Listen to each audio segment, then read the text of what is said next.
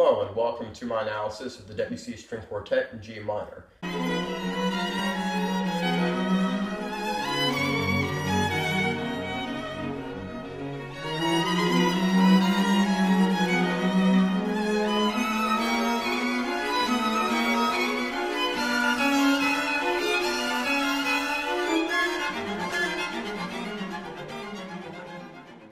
This isn't the type of content that I normally put on my YouTube channel, but if you'd like to see more like this, please let me know. The Debussy String Quartet is probably my favorite string quartet of all time, better than all the Beethoven and Bartók quartets, however great they might be. It was written in 1893 and influenced by César Franck's string quartet, which was written 3 years earlier in 1890. It's an early work of Debussy, written before Prélude à l'après-midi d'un faune, which is considered his breakthrough work in terms of musical innovation. And Ravel's string quartet, which was written 10 years later in 1903, is very similar to this work. Ravel was influenced by Debussy in many respects. All four movements of the work are thematically linked. This is called cyclic form, and is very rarely found in compositions of the classical period, but throughout the Romantic period it became more and more common. Some composers who used it include Beethoven, Mendelssohn, and, as mentioned before, Franck. No movement of the string quartet is quite in a classical form, but it generally follows the layout of a classical string quartet. The first movement is a kind of sonata form, the second's a scherzo, third movement's a slow movement, and the fourth is an exuberant finale. In terms of harmonic innovation, it uses many of the techniques of Prélude à l'après-midi d'un faune, but it predates it. It uses whole tone scales, modality, chromaticism, parallel harmony, dissonance, lots of harmonic ambiguity, and non-functional harmony. A lot of this is very typical of Debussy, but it's interesting to find it in such an early work.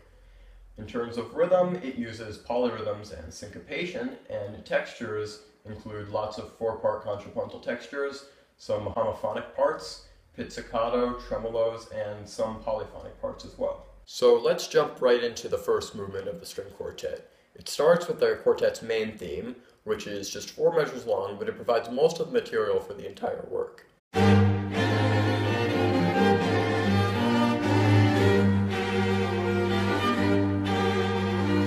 The main theme's in the Phrygian mode, which is rarely found outside of church music, although Debussy was a fan of using many exotic modes.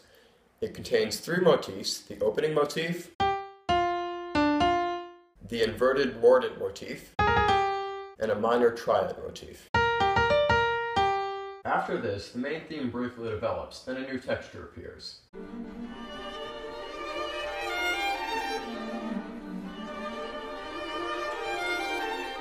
In this section, the accompaniment plays rapid parallel chords, and the melody is actually an outline of the main theme's melody. Then it becomes wildly chromatic, and chromatic scales are played in contrary motion. The main theme then recurs with some interesting harmonic changes. After this, there's a new interlude, which isn't really related to the main theme, but it mirrors the first interlude somewhat.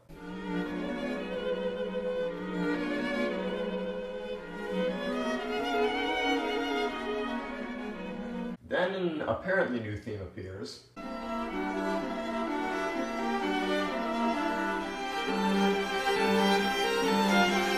But it's actually a new arrangement of the inverted mordent and the opening motif. These rearrangements of motifs occur frequently throughout the work. After this, there's a sudden harmonic change, and the second theme of the first movement appears.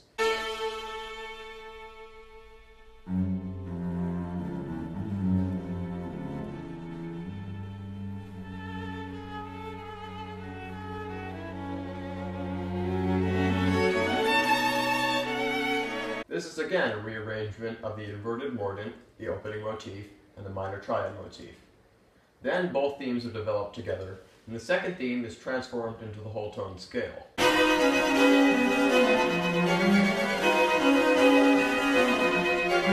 Then both themes are developed further together, and they go through many key changes. There's lots of chromaticism in this part.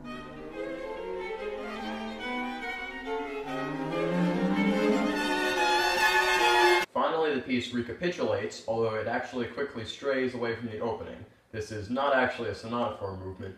Debussy is kind of just mimicking the outlines of sonata form.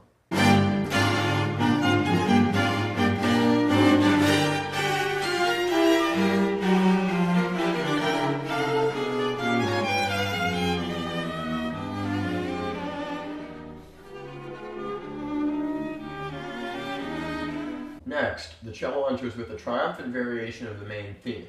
This is eventually distorted and becomes a whole tone variation.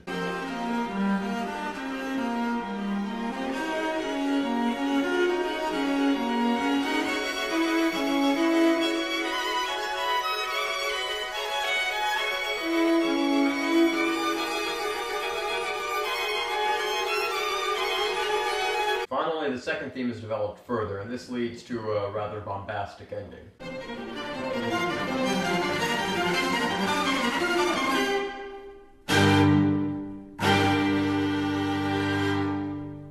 Now for the second movement. It's a scherzo, but it's not in typical ABA scherzo form like you'd find in the classical period.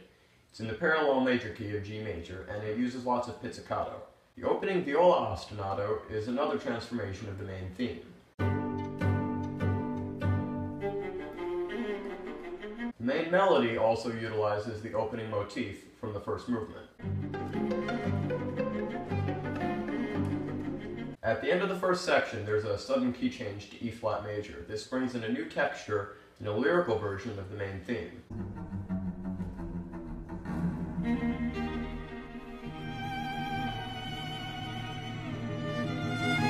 This section uses parallel major harmony, which is a technique frequently used by Debussy. The following section brings back the viola ostinato, and the new melody is similar to the melody from the previous section. It also incorporates 2 against 3 polyrhythms.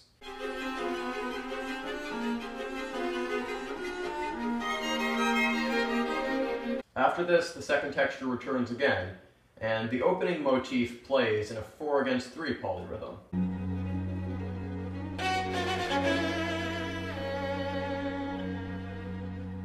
After this, the main theme is developed further, and a section consisting of tritones leads into a section in the unusual time signature of 15/8.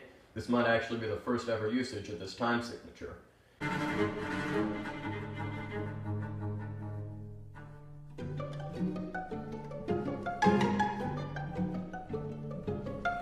The main theme is also played in a broken up manner and eventually distorted into the whole tone scale as well.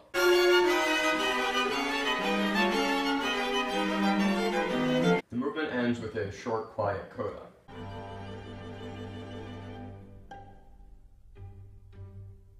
Now let's move on to the third movement. This is the slow movement, and its essential point of the work contains the work's overall climax.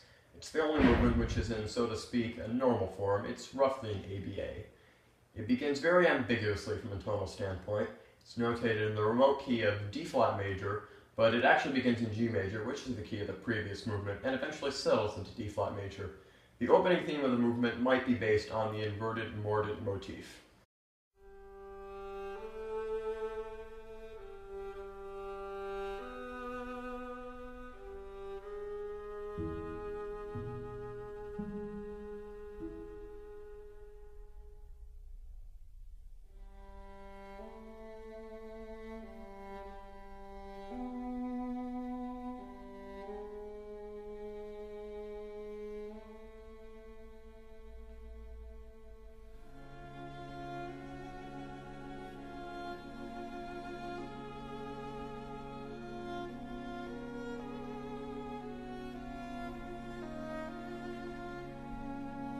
In this melody, there's a brand new motif which is introduced. I'll call it the descending scalar motif.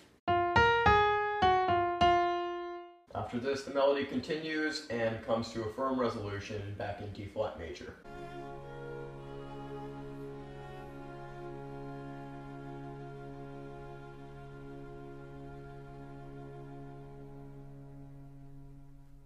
A new section then begins in the parallel minor of C-sharp minor, and it utilizes the descending scalar motif as well as the inverted mordent motif. There's a lot more tonal ambiguity in this section as well.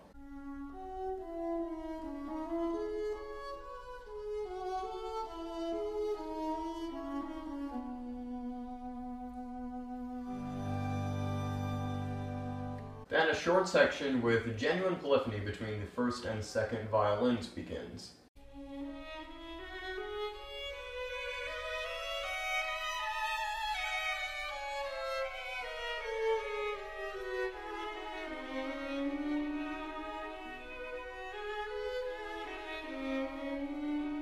After this, there's a new melody introduced by the viola, and it uses the inverted mordent and the minor triad motifs.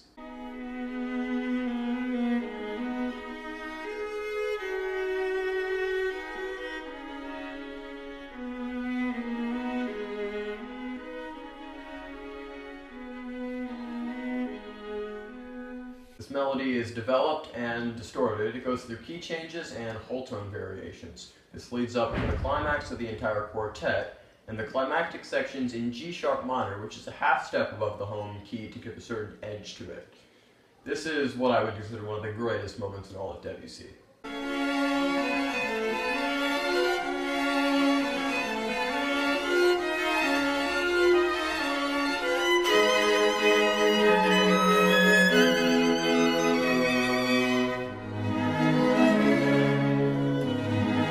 After this, the section calms down and comes to a close, then the first section roughly recapitulates. Finally, we arrive at the fourth movement, which is essentially a rhapsody on previous themes, with some new motifs introduced as well. The movement begins as the cello enters with a variation of the main theme in D-flat major, which is the key of the previous movement. The first violin then responds with the opening motif and the inverted mordent motif.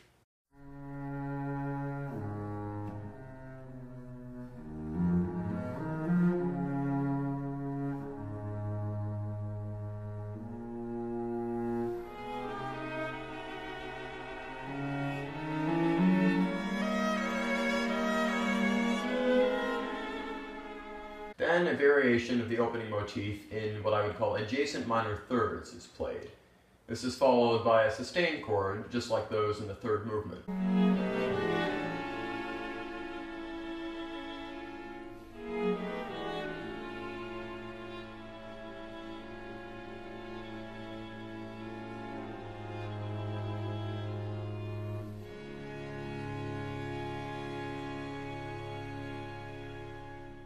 Eventually, it resolves on a very ambiguous E major chord. After this, the cello enters with an almost atonal variation of the adjacent minor third motif. The viola then harmonizes this in tritones.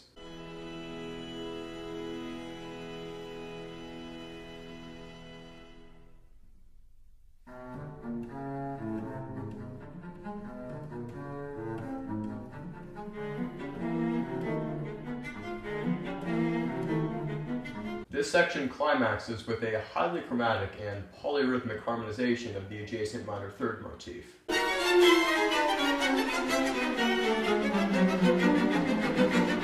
The work finally returns to its home key of G minor as the viola enters with what is an apparently new motif.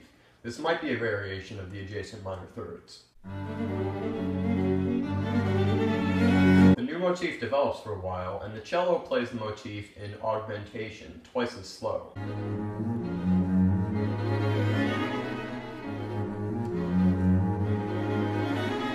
There is a sudden key change to B major. Then the main theme from the first movement and a reference to the climactic theme from the third movement appear.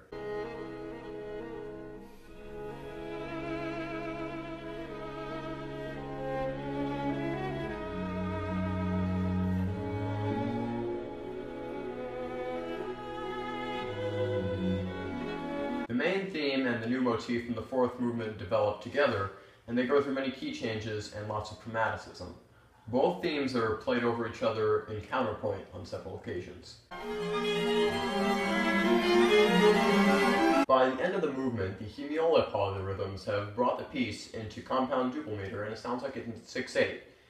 By now, the piece has also triumphantly arrived in the parallel major key of G major. The violin 1 plays the opening motif loudly at the bottom of his register, then plays a rapid scale to end the piece.